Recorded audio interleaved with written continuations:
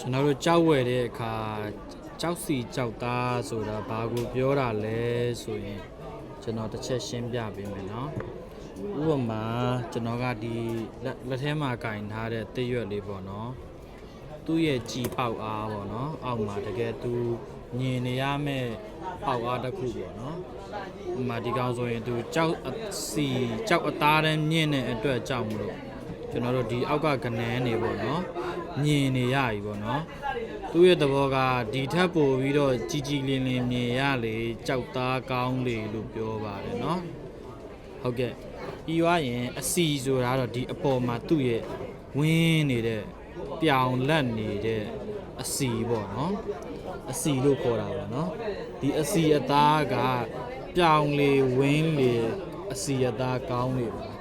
ဥမာဒီတကောင်ဆိုရင်သူတို့နှစ်ယောက်ရှင်ကြည့်လိုက်ဆိုရင်တိတာဝါရေเนาะဒီကောင်ဆိုကြည့်လိုက်တာနဲ့ရေဇက်ကလေးလိုပဲကြည်လင်နေပါတယ်ဝင်းတောက်ပနေဥပမာသူ့မှာဆိုရင်တော့ဒီသူ့ရဲ့ဝင်းအားကသူ့လောက်မရှိဘူးပေါ့เนาะပြီးရင်သူ့ရဲ့ဟိုကြောက်သားအားပေါက်အားဆိုတာအောက်မှာဆိုရင်သူအဲ့လောက်မှမမြင်ရဘူးပေါ့เนาะသူ့ဟာနဲ့သူကတော့ပစ္စည်းတွေကတန်ကြီးကဈေးတန်းအသင်းသင့်မှာတွားပါတယ်เนาะဟိုဒီကောင်ကကြောက်စီသားသူ့လောက်မကောင်းလို့မတန်ဘူးလားဆိုလဲ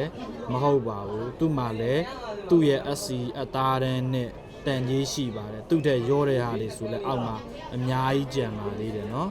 ဥမာဒီကောင်ကကြောက်စီကြောက်သားကောင်းပြီဆိုရင်ဒီလောက်ပဲလားဆိုရင်လည်းမဟုတ်သေးပါဘူးသူ့ထက်ကိုမှအထက်မှာ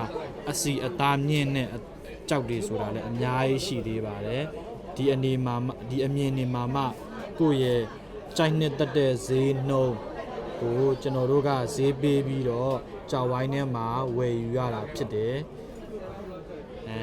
ဒီဟာဆိုရင်လည်းသူ့ဈေးတန်းနဲ့သူသွားမယ်ဒါလည်းသူ့ဈေးတန်းနဲ့သူသွားမယ်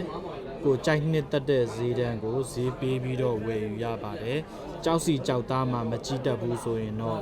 ကျွန်တော်တို့ကဝိုင်းထဲမှာတော့เนาะသူများပြောတဲ့ဈေးနှုန်းနဲ့ဝယ်ယူရမှာပဲဖြစ်ပါတယ်ဒါကြောင့်မလို့ကျွန်တော်တို့ကအနည်းဆုံးကြောက်ဝယ်မယ်ဆိုရင်တော့ကြောက်အစီကောင်းတယ်မကောင်းမှုကိုတော့